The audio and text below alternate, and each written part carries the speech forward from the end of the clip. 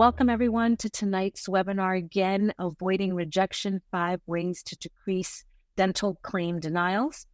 My name is Shirley and I'm going to be your moderator this evening. I'm so excited to welcome Amy Spaulding as our speaker this evening. Hi, Amy. Hi, Shirley. How are you? Great. We're so happy to have you. Amy Spaulding is the Director of Operations at eAssist. She's been an influential force in the dental industry for over 20 years. Amy excels at breaking down complex problems in the dental world and finding solutions. Before we get started, I would like to take a moment to go over some quick housekeeping. If you have any questions, please email them to webinars@henryschein.com. And I'm going to go ahead and put that address into our chat box. But that's webinars@henryschein.com. CE is not available for this webinar tonight. Amy, welcome and thank you so much for being with us tonight. I will pass it over to you now. Oh, great. Perfect. Well, good evening, everyone.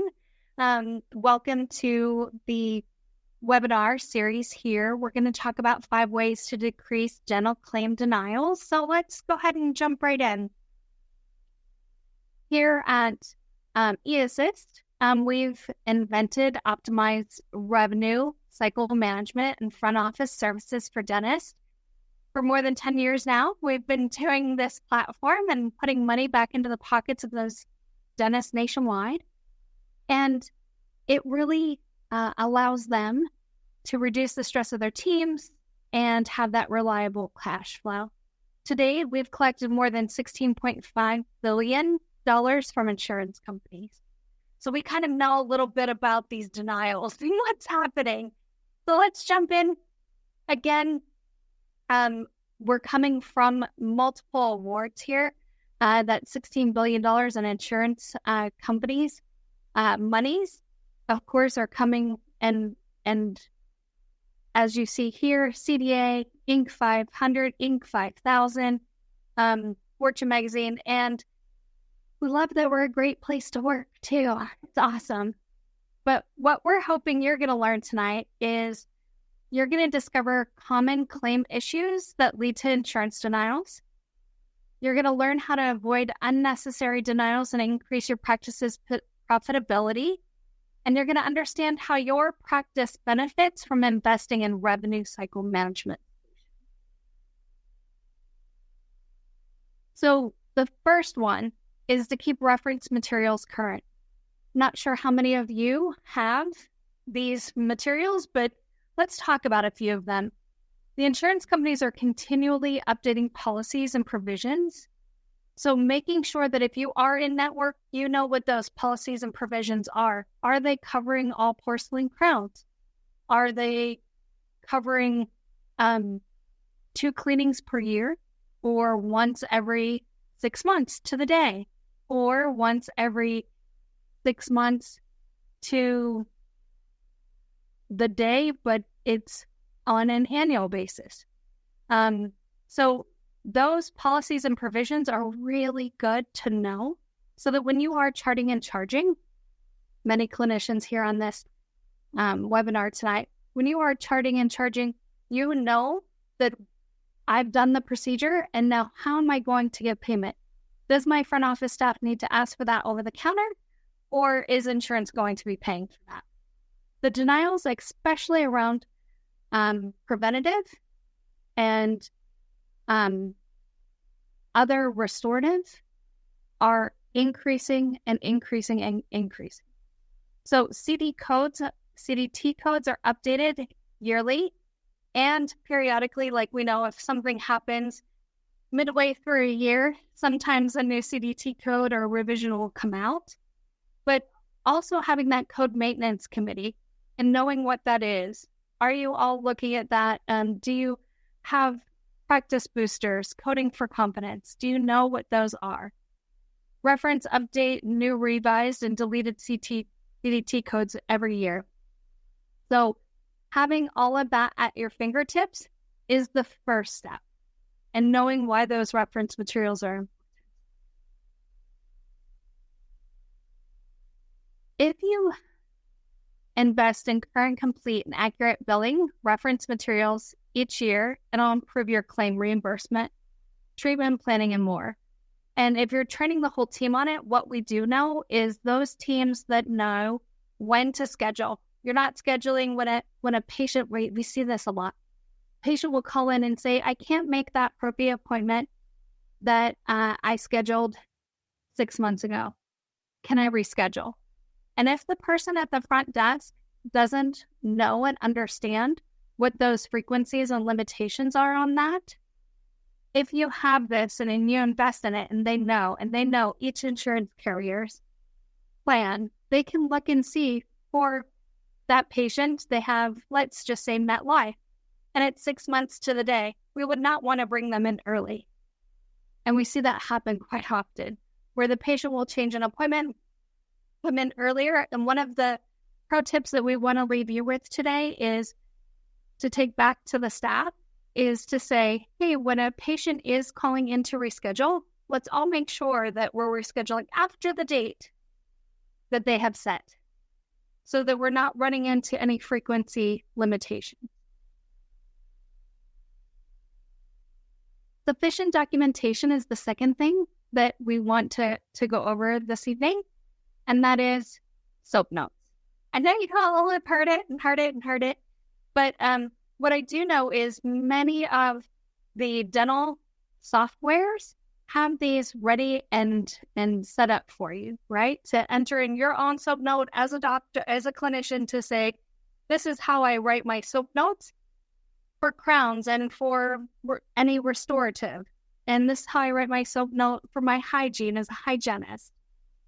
And if you have those set up so that you're entering in the information, of course, about that patient and what is special about them and needing that, we get into what is their chief complaint.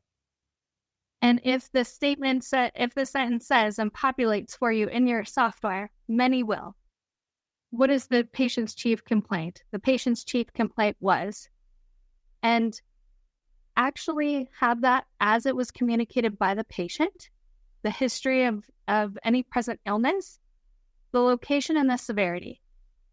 So what did they come in with their chief complaint? And then, of course, your objective. You want to make sure you're getting those vital signs. There's nothing worse than looking back in notes, not having those vital signs, and then something happening, right?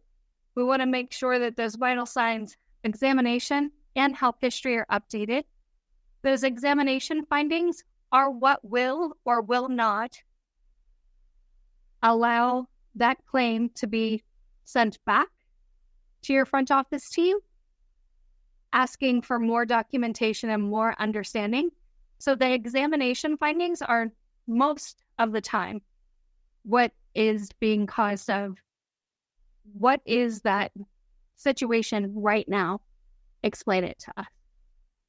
And then, of course, there's your diagnosis. We know that you guys have this one down, the evidence behind needing it, but the examination findings are just as important as the assessment.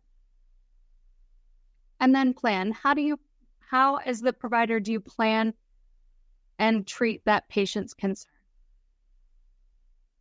If you have it outlined like this, it's very rare that the insurance company will send this back. What I do know to be true is that some of the time, if we're not doing these real time before we get to the next patient, or especially before we get to the next day, right? We're not closing that out and the team is having to wait. Every day that they're waiting is a day lost in insurance collection and patient collection. And we want to make sure that those are coming as soon as you can so that the service that you've rendered, you are getting the payment for. Once you have those, some documentation always to make sure that you have on top of your SOAP note is your x-rays, perio charting, and any other photos. Sometimes a picture has 1,000 words. That you could write a SOAP note all day long, and if you showed that tooth with undermining decay, you're going to know, right? They're just going to know. Then, if it's not documented, It didn't happen. So many of our clinicians on staff used to work at insurance carriers. And one of the things that they prided themselves on was, if it's not here in the documentation, it didn't happen. So this leads to evaluated frustration on your end, lower profitability, inflated overhead, et cetera here. We know that. So scope notes, keep claims clean. A clean claim, if it has all the accurate information, supporting documentation to show that treatment, it is going to get paid. But just remember, if you looked at your own note and said, if I was working for the insurance carrier, how would I deny this? And if you can say, oh, there's no way to deny it, then you know you've got it great, right? But if you go, oh, well, I'd want to know a little more about this end of it, or how long had that, another part is, how long had the former crown been placed, or how long ago was that filling done? And all of those things, if you can tell a story in that way, it really avoids having those claims denied or sent back for additional information. Always send them daily. I know a lot of us get into the habits of, when we're coming and consulting with some of our clients, get into the habit of, I'll do it at the end of the day. And then you get to the end of the day and you're trying to remember your 9 o'clock patient. And so, like anything, if we do it that same day, at least, it ensures timely reimbursement and steady cash flow. If you have a lot of ups and downs in your cash flow coming in from insurance carriers, I would really look at yourself as the clinician, but other clinicians in your practice also. When are they doing the notes? When are they closing out their charting and charging? Yeah.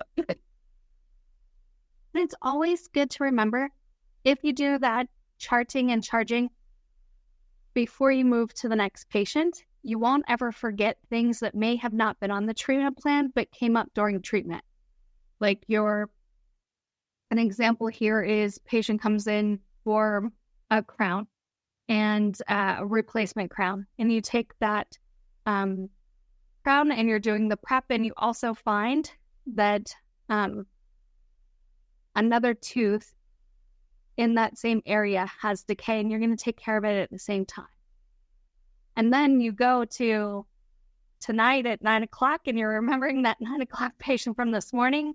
Are you going to remember about that filling that you did along with that crown? We see a lot of missed charges that way.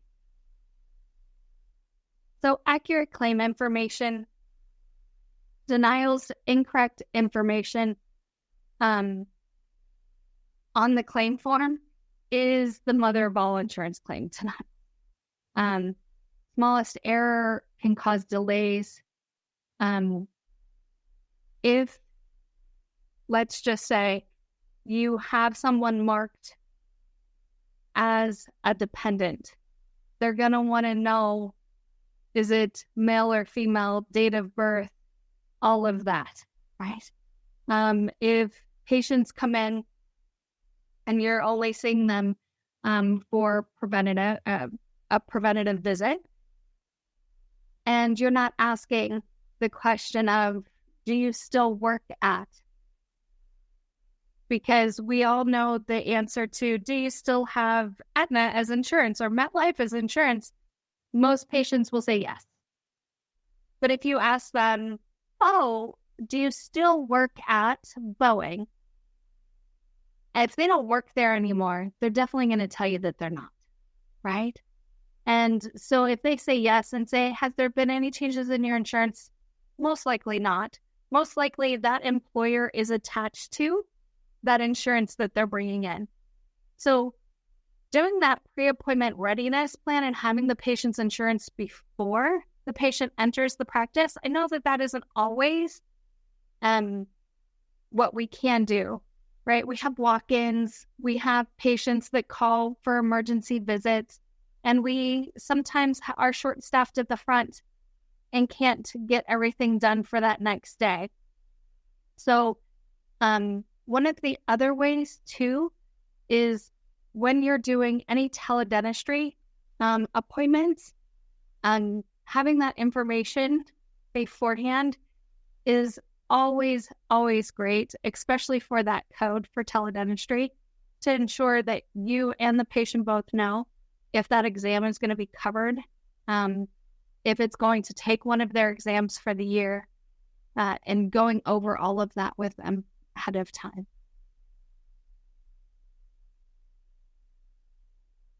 So the value of accurate patient and insurance information, right? Have a copy of the insurance card and a photo ID on file.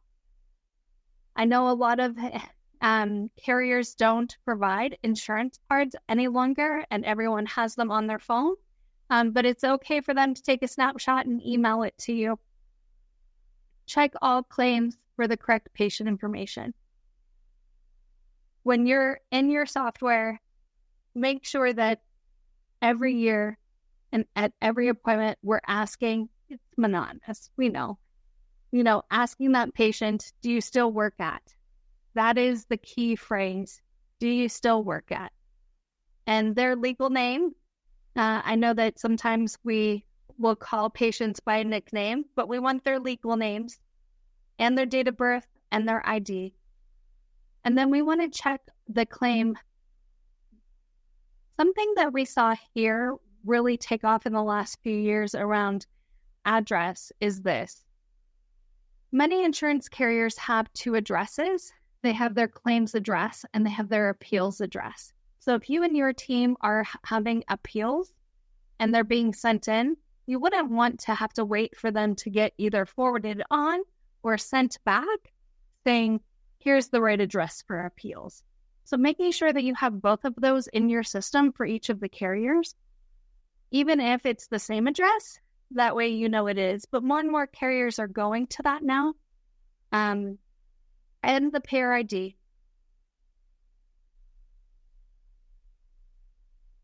If you have HIPAA secured texting service to contact patients, ask them to send a photo of that card. You know how I was saying, they can email it to you or text it to you prior to their appointment. Many of us now have in our software that HIPAA secure texting, and it is very nice to have back and forth with the patients now. And then we want complete narratives and supportive information. We talked about this a little bit, but let's just kind of get into just some of the nitty gritty here. If you're unsure, send it anyway, right? Insurance carriers are never going to say, don't send that to us. Don't send so much to us. So pre and post-op narratives, radiographs, your narrative, which for some insurance carriers, this is your clinical note. And for some insurance carriers, they want specifics about length of time, date of prior placement, and we want to make sure that we're extracting them out of our clinical notes and putting them into our billing narrative. And the front office team should be able to take that clinical note and pull that billing narrative out for you. Perio charting, complete with bleeding, recession, and we should be doing this period chart once a year. And of course, doctor's notes, descriptive clinical detail with your signature. Let's see. That's really, that's what the peers are asking for. And if we can give it to them all up front, we have such better return on collection. Any inadequate or non-existent documentation will lead at prompts insurance audits and could lead to, now this one takes it a bit hard here. We know that many insurance carriers will come out and they'll do audits, but we never want to, especially with Medicaid or any type of federal insurance carriers, any at all. But for those, we have to make sure we're doing it this way.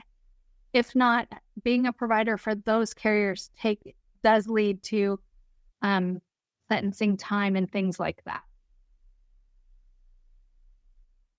Now, we want to monitor and follow up on all of our claims. And if they were denied, what is the reason and what is the dollar amount of the denial? Was it written off and how much? Should it be appealed? And have a plan of action. So what I like to coach to is this. If we have something that was denied by the insurance carrier, did we know that when we did the treatment plan? And if we knew that when we did the treatment plan, then that should definitely be moved to the patient portion and contacting the patient to have them pay that portion of the service that was rendered. Now, if we didn't know, and the insurance carrier is saying this is not a covered benefit, you cannot, post bill the patient, then we want to have a plan of action. Is there anything that we can appeal? If not, we want to have a plan of action for the next time. And meaning the next time is, we don't want to keep doing the same procedure over and over again to the same carriers and having them be denied. We want to get ahead of that, especially those procedures, again, for preventative. We see that the highest denial rate for claims is in that preventative. So it's small dollars compared to restorative. However, when you're adding it up over the number of patients that it happens to, each clinic runs a pretty high percentage here. Delayed claims. What's the reason for the delay? What's the dollar amount of the delay claim? Did they pay a portion of that claim? And now they're waiting on some other things. Total outstanding accounts receivable for insurance. This is, if you're talking about this during your morning huddle and everyone knows those are the dollars we have to go and get collected because we've already done the work, then more and more follow-up on those claims will happen because everyone wants that to come into the practice. And then you want to celebrate those wins.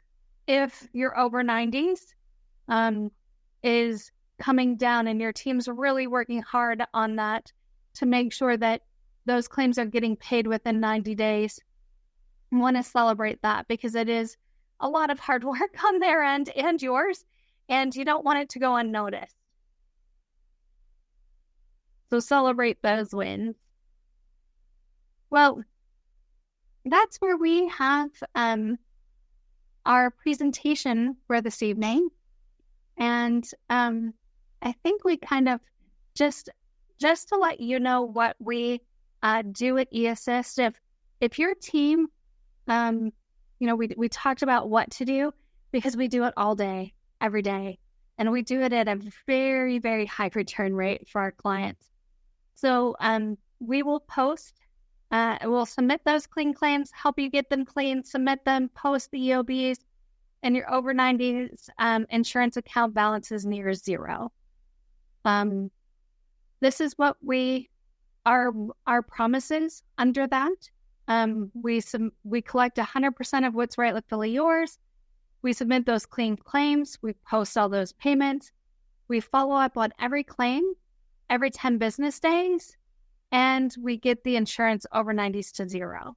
If you go back to your practice and ran a report of your over 90s and it's high, then even just having us come in and kind of show the ropes and see how we can help each other get that down and prove ourselves to you is something many clients do. We also have transparency in our reporting. Every day you'll have a production and collection report, collection ratio, outstanding claims, outstanding insurance receivables, outstanding patient account receivables, and a total claims appealed in one. And there's much more on here, but that's many of you in your dental softwares have to go to many places to see these stats. We're able to roll them up on one report for you. So I'll hand it back to Shirley and see, do we have any questions come in? Thank you so much, Amy. Thank you. And it looks like for tonight's format, we're asking all of our audience members to go ahead and enter their questions and to email them to us at the email that I listed in our chat box. We don't have any questions yet, but in the meantime, are there any other commonly asked questions that you wanted to address? I feel like you got to a few of them right there at the end with next steps, but any other tips that you'd like us to keep in mind? Yeah, if anyone out there is having delay because of Change Healthcare and really what was going on with their security breach and not being able to get claims sent out for those number of days and how to keep doing it now, we have many clients that we worked through this real time with, and now we're seeing many of you kind of raise your hand and say, I don't know what to do now. I don't know where these claims went. Did they get all my claims? Are they being processed? We're here to help. Change Healthcare update is still mid-April for them to have things fixed. So it could be another few weeks. And if that's something, I get that question a lot. We're here to help. Even if it's just temporarily, we'd love to prove ourselves to you and win you over to our business. Wonderful. And we do have a question here from Dr. Ed Scott. Can you collect claims outstanding on EagleSoft? On EagleSoft.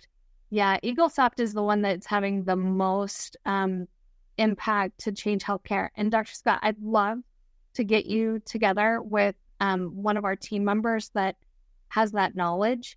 I believe we have found a workaround for those claims going out and ensuring that the carriers do have them in hand, and we're able to also help work with patient statements. I know patient statements were also affected by the Change Healthcare, especially on DSN and EagleSoft.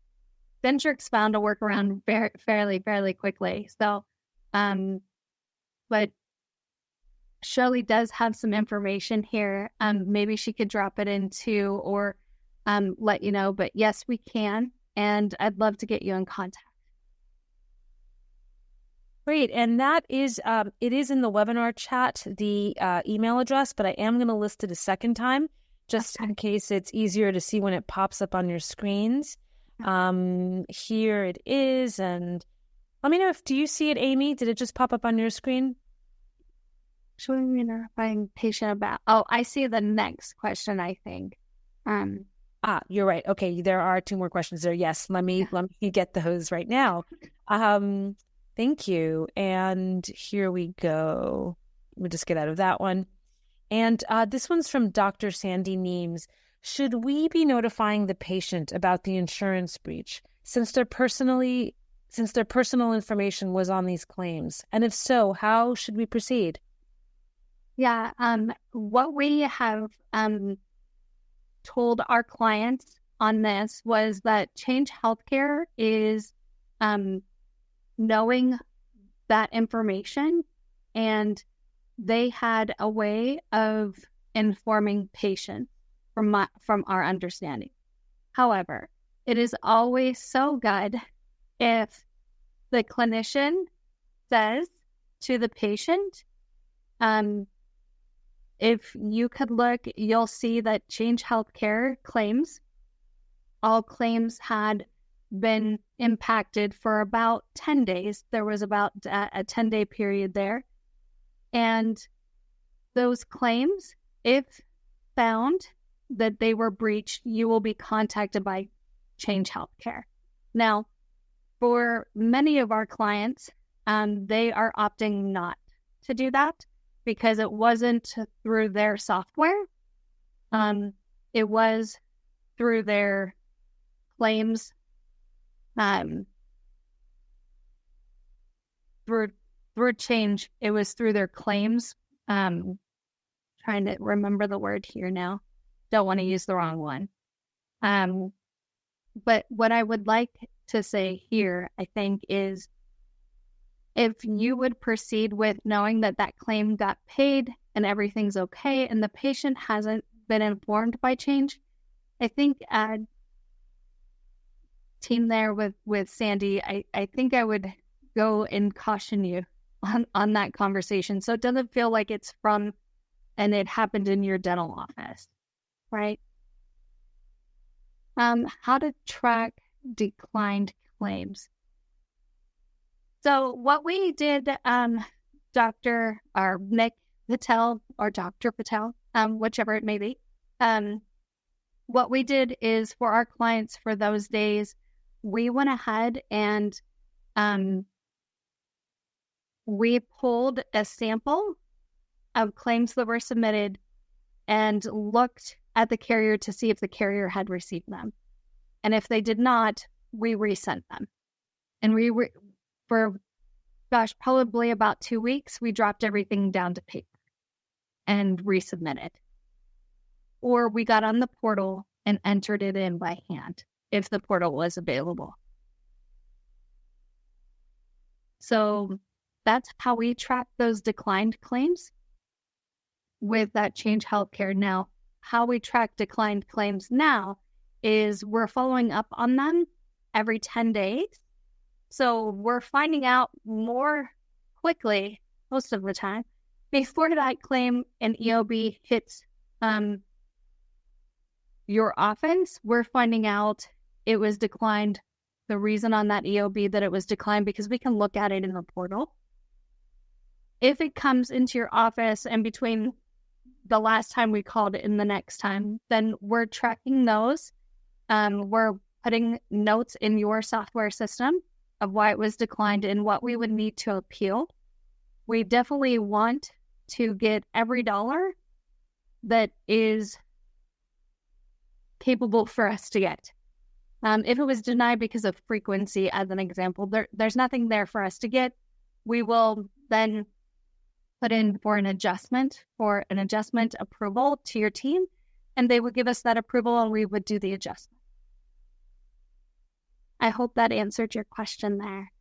Then Thank you. Okay, sorry, go. Oh, no, I was just going to read the next one for you, but that's great. This one's from Dr. Chevere. Why are some claims being rejected? Pictures should be taken at time of service. Why are some claims? Some claims that I see get denied are crowns. Yes, crowns for sure. So pictures. Anytime that I was chairside with a clinician talking about let's look at your procedure, how you're charting, how you're charging out, are we picking the right codes? One. And in those codes, are we charting appropriately? Yes. And if you're seeing undermining decay, let's just say that isn't able to be seen possibly on an x-ray, we're going to take a photo. We're going to take a photo every time, every crown that we do, and we're going to send it. Because, again, those pictures tell 1,000 words. Anytime that you can give any more information, you want to. And I would always, always recommend, especially when you're doing a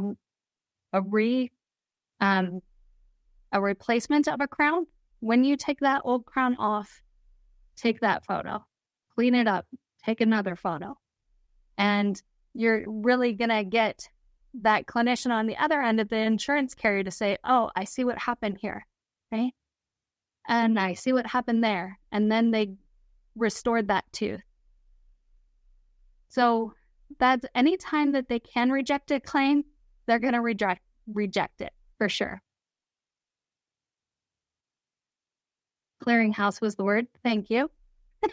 I appreciate that. Why are some claims getting rejected or unprocessed? front desk. I did claims and billing.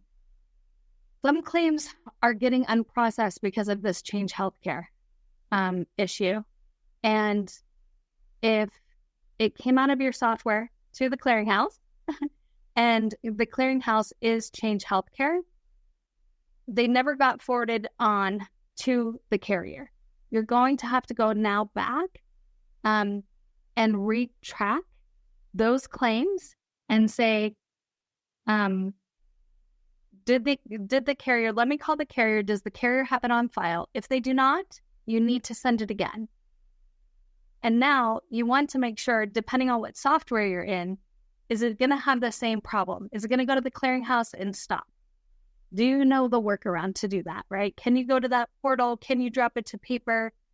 Can you send everything out so that the carrier does have it? The great part about dental claims is most PPOs, you have a year to submit those. HMOs, quite a bit less, right? And any Medicaids and things like that, you're definitely going to want to make sure that you're really looking in the next 2 weeks that they have those claims in hand. Otherwise, you'll hit a timely filing. Any other questions for Ms. Shirley? I don't see any others. We still have a few minutes to go over any questions that you may have, you in the audience. And let me just see, did something just come in? Something just came in. Great. Dr. Patel, can you please go over how to track declined claims? Track declined claims. I think that's what we just... Yep, that's what I just answered. Yep. And then he said he said he emailed one. He said he emailed one, not that one. Okay, great. Another one. Yeah. Sometimes you can. Sometimes you can't email them over. You just want to make sure as you're emailing front desk team that's on here, anytime you're emailing any x-rays, it's right? And you're wanting to make sure that it's HIPAA compliant, that you're emailing through always.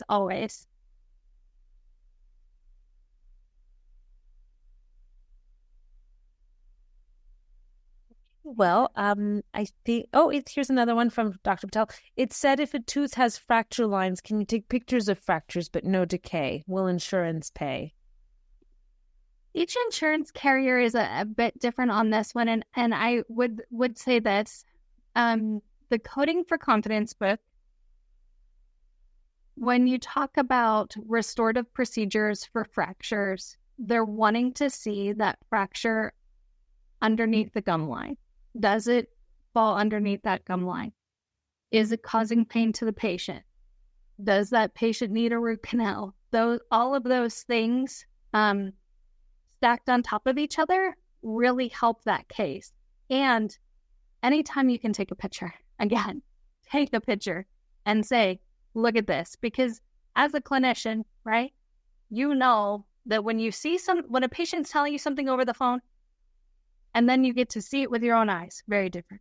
It's kind of like the clinician sitting at the insurance company. Whatever you're telling them on the paper, but if they can see it with their own eyes as a clinician, it's like, I see, I understand where they were coming from for this restorative procedure. So yes, take the pictures.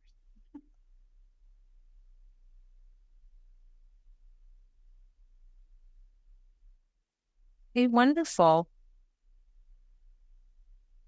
I think, Amy, are you able to see that email that I sent, the email address? I just want to make sure everyone can see it. Yeah, let me take a picture. Should have gone through the chat. And I'm just going to sort of say it out loud as well. I posted it twice inside our webinar chat. But that address is webinars@henryschein.com. Oh, and that's you do see it. Great. WEBIN for Nancy, ARS for Sam, at henryschein.com. HEN for Nancy, RYS for Sam, CHEIN for Nancy.com, COM. Yes, so now you have that address. Yeah. I think maybe just a differentiator here where we were seeing all of the questions was in the Q&A tab, but where Shirley has posted the email address is under a tab called chat at the bottom of the screen here. Terrific. Thank you, Amy. And that one, we should be able to copy and paste or even copy the entirety of the chat under with the three dots. You can save the chat with those three dots there in case you don't have time to copy and paste the information there. But thank you so much, Amy, for a wonderful presentation this evening. And thank you for answering all of the questions that came in. Thank you in the audience. Yeah, it was really great and informative. And thank you in the audience also for joining us tonight. We look forward to seeing you all on future webinars.